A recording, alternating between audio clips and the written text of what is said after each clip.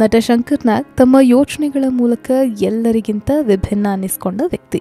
ದೂರದೃಷ್ಟಿ ಇದ್ದ ಮನುಷ್ಯ. ಸಿನಿಮಾ ಮಾತ್ರವಲ್ಲ, ಅದರಿಂದ ಆಚೆಗೆ ತಮ್ಮ ಜೊತೆಗೆ ಇದ್ದವರ ಬಗ್ಗೆಯೂ ಅವರು ಸದಾ ಯೋಚನೆ ಮಾಡ್ತಿದ್ರು. ಶಂಕರ್ ನಾಗ್ ಅವರ ಬಗ್ಗೆ ಇಷ್ಟು ತಿಳಿದುಕೊಂಡ್ರು ಕಡಿಮೆಯೇ. ಆ ರೀತಿ ಶಂಕರ್ ಬದುಕಿನ ಒಂದು ಘಟನೆಯನ್ನ ಸಂಗೀತ ನಿರ್ದೇಶಕ ಹಂಸಲೇಖ ಈ ಹಿಂದೆ ತಮ್ಮ ಒಂದು ಸಂದರ್ಶನದಲ್ಲಿ ಹಂಚಿಕೊಂಡಿದ್ರು. ಆ ಒಂದು ಘಟನೆ ಸಾಕು ಶಂಕರ್ ಹೇಗೆ ನಮ್ಮೆಲ್ಲರಿಗಿಂತ ಭಿನ್ನವಾಗಿ ಯೋಚನೆ ಮಾಡ್ತಾರೆ ಅಂತ ಹೇಳೋಕೆ. ಶಂಕರ್ ನಾಗ್ ಆಪ್ತರಲ್ಲಿ ಒಬ್ರು ನಂಜುಂಡಪ್ಪ. ಅವರನ್ನ ಕಂಡ್ರೆ ಶಂಕರ್ ನಾಗ್ ಅವರಿಗೆ ಇನ್ನಿಲ್ಲದ ಪ್ರೀತಿ.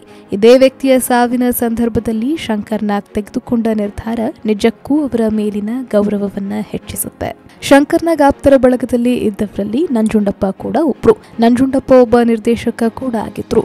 ವಿಚಿತ್ರ ಅಂದ್ರೆ ಶಂಕರ್ ನಾಗ್ ಮತ್ತು ನಂಜುಂಡಪ್ಪ ಇಬ್ರು ಬೇರೆ ಬೇರೆ ರೀತಿಯ ಕಾರ್ಯವೈಖರಿ ಹೊಂದಿದ್ರು. ಶಂಕರ್ ನಾಗ್ ಸಿಕ್ಕಾಪಟ್ಟೆ ವೇಗದಲ್ಲಿ ಕೆಲಸ ಮಾಡ್ತಿದ್ರು. ನಂಜುಂಡಪ್ಪ ಅಷ್ಟೇ ನಿಧಾನದ ಮನುಷ್ಯ.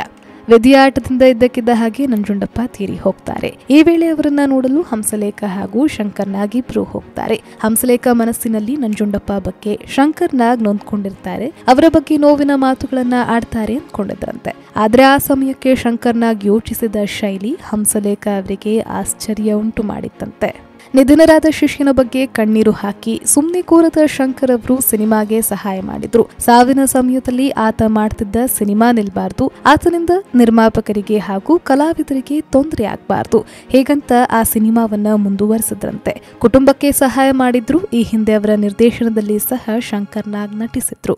ಆ ಸಾವಿನ ನಂತರ ಶಂಕರ್ ನಾಗ್ ತಮ್ಮ ದಿನನಿತ್ಯದ ಬದುಕಿನ ಶೈಲಿ ಬಗ್ಗೆ ಗಮನ ಹರಿಸಿದ್ರಂತೆ. ಊಟ, ನಿದ್ಯೆ, ಧ್ಯಾನದ ಬಗ್ಗೆ ಹೆಚ್ಚು ಕಾಳಜಿ ವಹಿಸ್ತಿದ್ರಂತೆ.